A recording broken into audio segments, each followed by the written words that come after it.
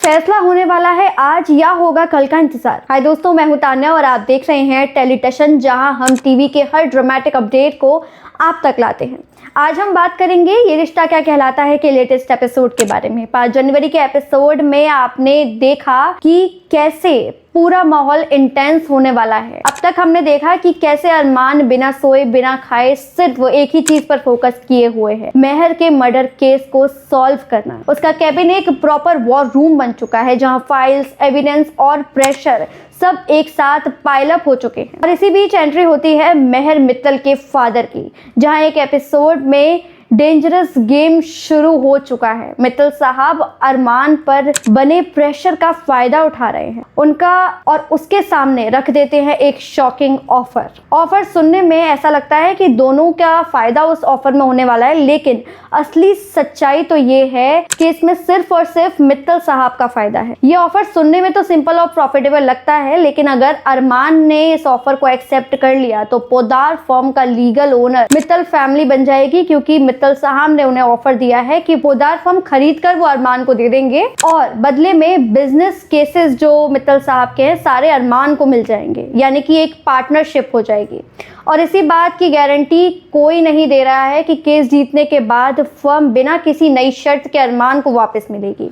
मतलब यहाँ पर मित्तल साहब ने खेल दिया है अपना एक और पासा। यहीं पर एपिसोड में एंट्री होती है अभीरा की, जो अरमान के लिए सिर्फ वाइफ नहीं बल्कि उनका सबसे बड़ा सपोर्ट सिस्टम है। अभीरा अरमान को समझाती है कि अगर वो केस नहीं भी जीता तब भी पूरी फैमिली उसके साथ खड़ी। फर्म को वापस लाना सिर्फ एक अरमान की जिम्मेदारी नहीं है, ये जिम्मेदारी वो अकेले नहीं उठाएगा, इसमें अभीरा और पूरी फैमिली उसका पूरा साथ देगी। वो अरमान को यही समझाती है कि उसका फायदा उठाया जा रहा है, कोई इतना बड़ा ऑफर ऐसे ही बिना अपने मतलब के नहीं देगा, जो अरमान अपनी स्ट्रेस की वजह से देख नहीं पा रहा है। लेकिन इस वक्त अरमान अभीरा की एक भी बात नहीं सुनता है, उसका बॉडी और उसका माइंड दोनों ओवरवर्क्ड हो चुका है। रात के अंधेरे में अरमान की तबीयत भी खराब होने लगती है, ना सोने और ना खाने की वजह से। क्लियरली उसके फेस पर प्रेशर नजर आ रहा है कि क्या वो इस केस को जीतेगा, क्या वो अपनी फैमिली को बचा पाएगा, क्या वो पोदार फर्म को दोबारा से खरीद पाएगा। अब यहीं आ जाती है अभीरा की एंट्री, यानी कि रात के अंधेरे में बिना कुछ सोचे समझे अभीरा पहुंच जाती है अरमान के पास में और उसको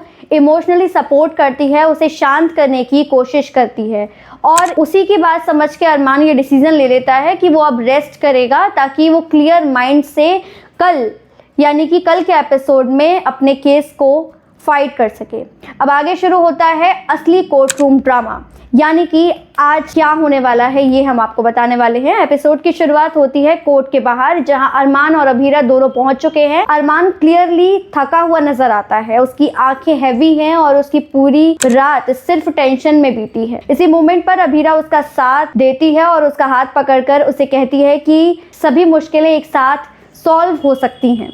सच मुश्किल हो सकता है, लेकिन जीत आखिर सच की ही होती है। ऐसे ही कोर्ट प्रोसीडिंग शुरू करती है, पूरा एटमॉस्फेयर टेंस हो जाता है। लॉयर्स के आर्ग्यूमेंट्स, जज की सीरियसनेस और कोर्ट रूम का साइलेंस प्रेशर अरमान की टेंशन को और बढ़ा देता है। कोर्ट रूम में बैठी होती है वही अनजान लेडी जो पहले भी अभीरा से अपना केस हैंडल करने के लिए मदद मांग चुकी। इस बार वो अपना चेहरा पूरी तरह कवर करके आती है, लेकिन अभीरा उसे पहचान नहीं पाती क्योंकि उसका फेस कवर है।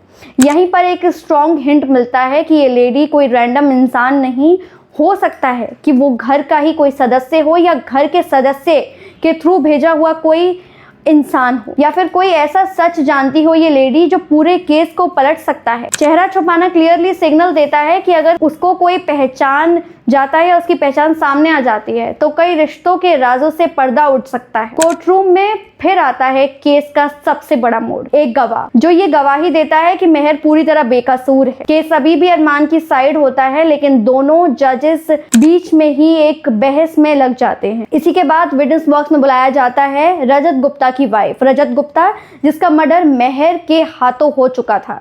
और यही सबसे शॉकिंग मोमेंट आता है जब रजत की वाइफ बिल्कुल साफ इनकार कर देती है कि वो कोर्ट के सामने गवाही नहीं देगी, वो कोर्ट के सामने कुछ भी नहीं बोलने वाली है। इसी बीच क्रिश का ट्रैक भी चल रहा है, जहां एक तरफ अरमान पूरी कोशिश कर रहा है कि कैसे वो अपनी फर्म को वापस लेकर आए, कैसे वो केस को जीते, वहीं क्रिश उसके खिलाफ ही साजिश रच रहा है। क्रिश ने भेज दिया है एक इंसान को जो कि कोर्ट में रहते हुए उसको सभी इंफॉर्मेशन दे रहा है, यानी कि सभी इंफॉर्मेशन को लीक कर रहा है। इस नशे की हालत में भी केस पर शर्त लगा देता है, यानी कि अगर अरमान केस जीत जाता है तो क्रिश हार जाएगा, और अगर अरमान ने केस हार दिया तो क्रिश जीत जाएगा। क्रिश की बातों से ये साफ पता चलता है कि वो अभी भी अरमान को प्रॉब्लम में डालने वाला है, लेकिन उसे यही नहीं पता है कि वो खुद भी किसी प्रॉब्लम में आने वाला है। क्रिश की बातों की रिकॉर्डिंग चल रही है, उसकी सीक्रेटली कोई रिकॉर्ड कर रहा है। अरमान के खिलाफ ये सबूत यानी कि ये रिकॉर्डिंग बहुत ही प्रॉब्लमैटिक होने वाली है। अब सबसे बड़ा सवाल ये उठता है, क्या रजत की वाइफ आगे चलकर सच बोलेगी? क्या क्रिश का ये रिकॉर्डिंग गेम अरमान के लिए नया डेंजर बनेगा? और क्या आगे के एपिसोड में अभीरा को पता चल पाएगा कि आखिर कौन है वो फ़ोन कॉलर? आपको क्या लगता है दोस्तों, आगे कौन सा राज सबके सामने आने वाला है? अपनी थ्योरीज हमें कमेंट्स में ज़रूर बताएं और टेलीटशन को सब्सक्राइब करना ना भूलें।